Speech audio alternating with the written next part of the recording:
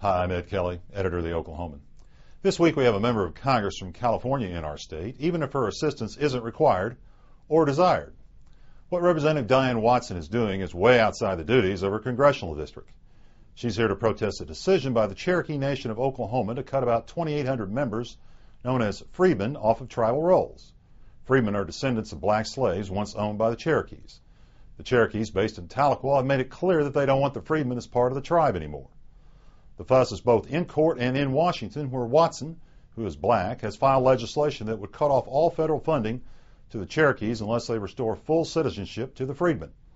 My guess is Watson would have no interest in the issue, and certainly no issue in coming to Oklahoma in August if the issue involved a non-black segment of the tribe.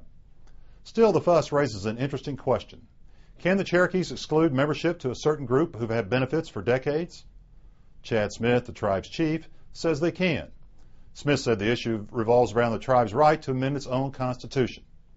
This lies at the core of our fundamental right to self-governance, Smith said, a principle which has been upheld and respected by the U.S. government for decades. The Bureau of Indian Affairs in Washington has sent mixed signals. The BIA does not like Smith's stance, but admits it may be powerless to approve amendments like the one involving the Freedmen. Our members of Congress are also in on the act. Most vocal is Senator Tom Cobert, whose stance is similar to that of the Congresswoman from California. He thinks Congress should be involved to force the Cherokees to honor their commitments to the Freedmen. But I think Representative Dan Bourne strikes a better balance.